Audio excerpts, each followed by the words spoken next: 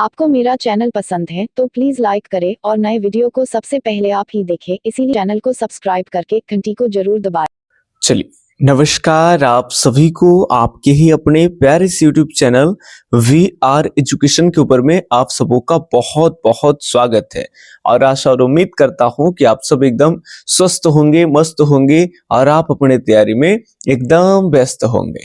तो जो भी अभ्यर्थी STET की तैयारी कर रहे हैं म्यूजिक सब्जेक्ट से, तो उनके तैयारी को और खास बनाने के लिए 25 से 30 क्वेश्चन का एक रैपिड रिवीजन वाला सीरीज जो है वो VR एजुकेशन के चैनल के ऊपर में कंटिन्यू पर डे जो है वो जारी है। ठीक है, तो आज की सीरीज को हम लोग आगे बढ़ाते हैं और अब तक इससे पहले 447 नंबर प्रश्न तक देख चुके थे और आज इस सीरीज का पहला प्रश्न 448 नंबर, मेल राग वर्गीकरण के समय का केदार मेल आज के किस थाट के समान है। यानी मेल राग वर्गीकरण के समय जो केदार मेल थे वो आज किस थाट के समान है। तो केदार हो जाएंगे आपके विलावल के समान, यानी डी ऑप्शन सही है।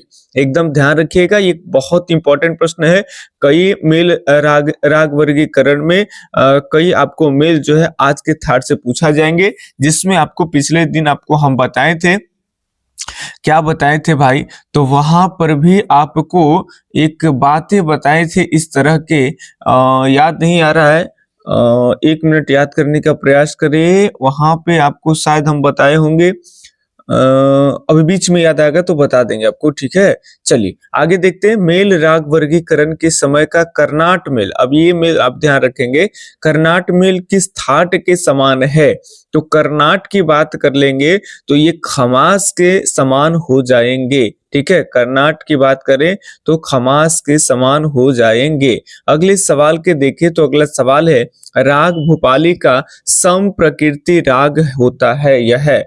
तो राग भूपाली का सम प्रकृति राग क्या है, ये आप बताएं, हमें फटाफट से बताने का प्रयास करें। तो राग भूपाली की अगर हम बात कर लेंगे सम प्रकृति राग के, तो वो आपका हो जाएगा भूत आता है गदहा से। याद रखेंगे, भूपाली जैसी कहेंगे तो समझिएगा कि भूत आता है गदहा से, तो गवादी धर्षमवादी हो जाएगा। ठीक है, अब इसी में बात कर लेंगे तो आपको संप्रकृति राग पूछा गया है, तो भूत भाई गधा से आता है और भूपाली की तरह ही दिखने वाला जो संप्रकृति राग है वो गधा से नहीं, वो कार से आता है। तो इसमें कार कौन है भाई, तो ये देशकार है। ठीक है, कार से देशकार हो जाएगा, तो यहाँ पे ए ऑप्शन सही हो जाएगा। अगले सवाल की बात कर ले तो अगला सवाल आप बताएंगे हमें कमेंट करके कि कार का वादी और संवादी कौन सा है भाई, आप ये हमें कमेंट करके बताएंगे। अगले सवाल की तरफ अगर बढ़ते हैं तो सवाल है, राग मारवा में वर्जित स्वर है। बताएंगे कि राग मारवा में वर्जित स्वर है। हाँ, आपको हम बता रखे थे कि पिछले दिन कि गौरी मेल आज के किस थाट के समान है ना। तो ट्रिक भी दिए थे कि गौरी का भाई है तो भैरव हो जाएगा। तो ये कुछ है, आपको याद रखना है। गौरी पूछेगा तो भैरव के समान हो जाएंगे, है ना। और अगर पूछे केदार पूछे तो वेलावल के समान, और कर्नाक पूछे तो खमास के समान। सारी चीजें ध्यान में रखते चलना है। 451 नंबर प्रश्न, राग मारवा में वर्जित कहे तो ध, तो यहाँ पे संवादी स्वर होते हैं, है ना। ध क्या होते हैं, संवादी होते हैं, तो ये होगा नहीं। तो इसमें अगर बात कर ले तो राग मारवा में पवर्जित स्वर होते हैं, यानी सही जो जवाब है वो सी ऑप्शन सही है। अगले सवाल की तरफ बढ़ते हैं तो अगला ये रहा प्यारा सा सवाल, शुद्ध कल्याण का वादी संवादी है। तो शुद्ध कल्याण की वादी संवादी है, तो यहाँ पे कल्याण की बात कर ले शुद्ध कल्याण, तो ये भी आपका गवादी और ध संवादी हो जाएगा, यानी बी ऑप्शन सही हो जाएगा, है ना। अगले सवाल याद रखेंगे, शुद्ध कल्याण अगर कहे तो याद रखना है गधा प्योर काला है ना। प्योर मतलब शुद्ध, समझ गए। गधा का रंग कैसा होता है, तो एकदम प्योर काला। शुद्ध कल्याण का वादी संवादी कहे तो उसमें भी आप याद रखेंगे भूत आता है गधा से, है ना। तो भूपाली का भी गवादी संवादी हो जाएगा। ठीक है, चलिए आगे। राग दरबारी कान्हरा के आरोप नहीं आरोह होगा। ठीक है, आरोह में वर्जित स्वर बताइए। तो राग दरबारी कान्हरा के आरोह में बताएंगे, इसमें वक्र संपूर्ण का प्रयोग होता है जी। है ना, इसे राग की खोज तानसेन के द्वारा की गई थी। अगर आप इसमें से कोई ऑप्शन चूज कर रहे हैं तो गलत है, इसमें से कोई नहीं होगा, तो डी ऑप्शन ही सही हो जाएगा। अगले सवाल की तरफ बात कर ले तो बताएं आभोग गीत का कौन सा भाग है। इसमें से आभोग गीत का कौन सा भाग है ये बताइए। तो आभोग की बात कर लेंगे तो ये आपका अंतिम होता है, यानी चौथा भाग होता है ना।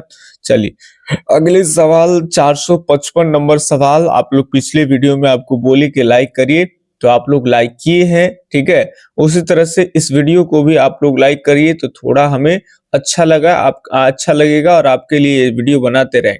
बाकी ये जो नंबर आपको स्क्रीन पे दिख रहा है, आप इस नंबर पे संपर्क कर करके, ठीक है, और 1000 क्वेश्चन का जो पीडीएफ है वो आप ले सकते हैं। कई वीडियो में इसके लिए हम बता दिए हैं। अगर आप वीडियो को पहली बार देख रहे हैं तो आपको हम बता दें, जानकारी देना चाहें कि अगर आप तैयारी को 20-25 क्वेश्चन नहीं, पर डे 150-200 क्वेश्चन लगा के तैयारी और बढ़िया करना चाहते हैं तो आप हमारे प्रैक्टिस सेट के साथ आ सकते हैं।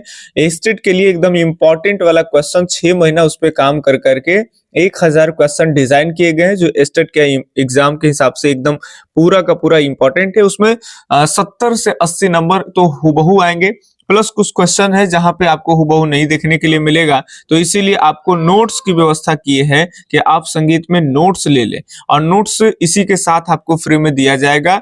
और नोट्स अगर पढ़ के जाते हैं, शॉर्ट नोट्स होगा, तो समझिए कि इसमें आप 1000 करके 70 से 80 के आसपास क्वेश्चन बनाएंगे, और नोट्स पढ़ेंगे तो 5 से 10 नंबर और आपको ज्यादा याद जा सकता है, ठीक है। और प्लस में यहाँ पे जो है इसका एक बेस का काम करेगा, इसमें जो सवाल आएंगे इसको पढ़ करके और एकदम कॉन्फिडेंस से आप बनाएंगे, ठीक है। क्वेश्चन प्रैक्टिस यूट्यूब पे और यहाँ पे करने का आपको बता दें, अगर प्रैक्टिस सेट आपके पास है और वहां सारे क्वेश्चन का आप प्रैक्टिस किए हैं, तो बेनिफिट क्या है कि लास्ट टाइम में आप 506 नंबर क्वेश्चन गलत है कि जितने मान के चलिए कि 1000 में 100 प्रश्न ऐसे थे जो आपसे गलत हो गए, या 50 क्वेश्चन 150 क्वेश्चन ऐसे थे जो गलत हुए। तो गलत हुए क्वेश्चन के आगे आप सर्किल बना लेंगे ऐसे कि भाई ये गलत है, या कुछ भी ऐसे सिंबल बना लिए गलत का। और लास्ट में जब आपको एग्जाम देने जा रहा है तो एक बार उस सेट को पतला सा होगा, आप ट्रेन में बैठ के, बस में बैठ के एक बार आराम से उसको देख लेंगे कि कहाँ कहाँ गलती हुआ था, किसका क्या आंसर है, ठीक है। ताकि ऐसे ही प्रश्न लास्ट टाइम में आप जो प्रैक्टिस करते हो, ऐसे ही प्रश्न आपके एग्जाम में आ ही जाता है, चाहे वो 10th आप दिए होंगे, चाहे 12th दिए होंगे, अगर कोई भी एग्जाम दिए होंगे, लास्ट टाइम का ही प्रैक्टिस से आपका क्वेश्चन आ जाता है। तो यहाँ पे बहुत बढ़िया से डिजाइन किया गया, आप इसको ले सकते हैं। नंबर आपको बता दिए, लिख लीजिए 8825376551। ये कॉल और व्हाट्सएप नंबर है। 199 रुपए की राशि आपको लगेंगे और वो सारे कुछ मिल जाएंगे। चलिए टाइम ज्यादा व्यर्थ ना करते हुए आगे बढ़े कि खमास के गाने का समय है। राग खमास जो राग है उसको गाने का समय क्या है, तो ये रात्रि के द्वितीय पहर में गाए जाते हैं राग खमास, ठीक है। अगले सवाल की तरफ देखें तो अगला सवाल है कि रूपक ताल का छंद है। बताइए रूपक ताल का छंद क्या है। तो यहाँ पे रूपक का हो जाएगा 3-2-2, है ना।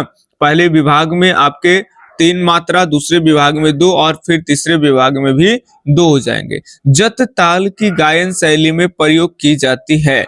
तो बताएं जत ताल की गायन शैली जो है उसमें क्या प्रयोग की जाती है, तो उसमें ठुमरी प्रयोग की जाती है। सी ऑप्शन एकदम सही हो जाएगा। अगले सवाल की तरफ बढ़ते हैं तो ठुमरी का गायन शैली में निम्न तालों का प्रयोग होता है। तो ठुमरी के गायन में आप सब जानते हो कि फेमस ताल दीपचंडी का प्रयोग होता है जी। तो यहाँ पे डी ऑप्शन सही होगा। 4 ताल कहेगा तो ध्रुपद में हो जाएगा। अडाना राग किस थाट का है, तो अडाना आप सब जानते हो कि अडाना जो राग है ये असावरी थाट का हो जाएगा, ठीक है। तो सी ऑप्शन सही हो जाएगा। फटाफट से देखेंगे, कम समय में ज्यादा क्वेश्चन, यही खूबसूरतियां है वीआर एजुकेशन का, ठीक है। राग तोड़ी के गायन का समय है। तो राग तोड़ी की अगर हम बात कर लेंगे तो इसका गायन का समय है दिन का दूसरा पहर, है ना। अगले सवाल की तरफ बढ़ते हैं और ये हम लोग 48 से 60 नंबर क्वेश्चन तक आ गए। आगे सवाल की तरफ देखें तो आगे सवाल है राग गौड़ मल्हार किस थाट का है। सारा स्टेट के लिहाज से एकदम बेहद इंपॉर्टेंट प्रश्न आपको हम करा रहे हैं, और जो प्रैक्टिस सेट देंगे वहां और भी एकदम इंपॉर्टेंट प्रश्न आपका होगा, है ना। राग गौड़ मल्हार किस थाट का है? तो राग गौड़ मल्हार की बात कर लेंगे तो ये बिलावल थाट का ही हो जाएगा। सही जवाब यहाँ पे बी ऑप्शन। अगले सवाल, राग गौड़ मल्हार का वादी और संवादी क्या है?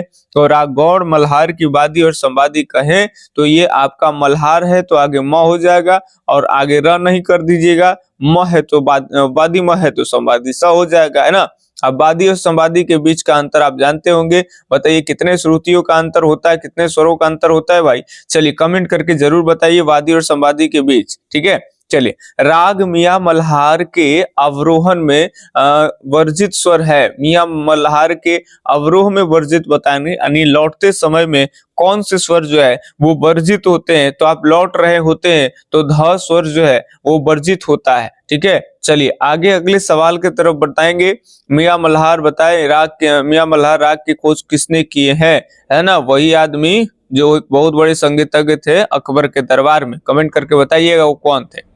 गायन के समय बजाया जाता है, इसमें से गायन के दौरान क्या बजाए जाते हैं, है ना?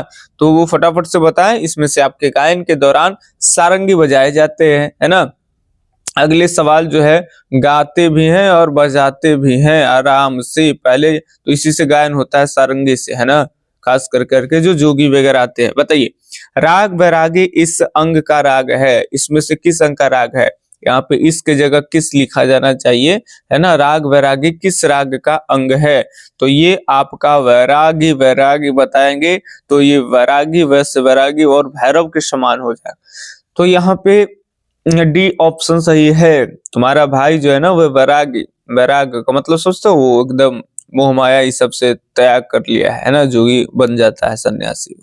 चलिए, ग्वालियर घराने के प्रसिद्ध सरोद वादक है, फटाफट से बताएंगे कि ग्वालियर घराने के प्रसिद्ध सरोद वादक कौन हो जाएंगे इसमें से?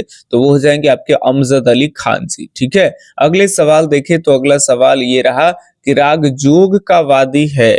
तो राग जोग बताएंगे इसका वादी कौन सा हो जाएगा? तो राग जोग की अगर हम वादी की बात कर लेंगे तो ये हो जाएगा प। क्या हो जाएगा? प बताएंगे। अब कई जगह इसमें विवादित है, कई जगह प स होता है और कई जगह जो है वो आपका म भी दिया जाता है ना, म स दिया जाता है ना। तो इसको थोड़ा सा देख लीजिए, आप क्या ही पढ़े हैं।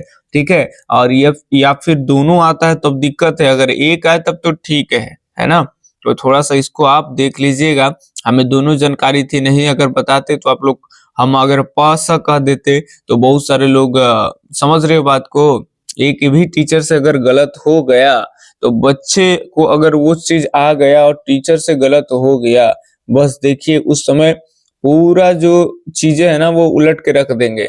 जब तक बच्चों को फायदा हो, गुरुजी एकदम झूठ मूठ का भाव ऊपर ऊपर पेश करते हैं।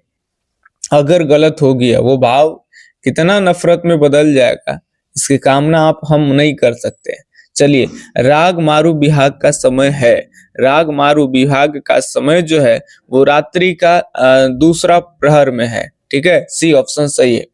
एक बच्चे हैं जो बहुत मैसेज कर रहे थे कि सर दिव्यांग भी नहीं थे, आराम से अच्छे खासे घराने से हमें लग रहे थे, और वो 199 रुपए की जगह पे बहुत प्यार से बोल रहे हैं कि 121 रुपया गुरु दक्षिणा के रूप में दे रहे हैं, दे दें आप हमें पीडीएफ।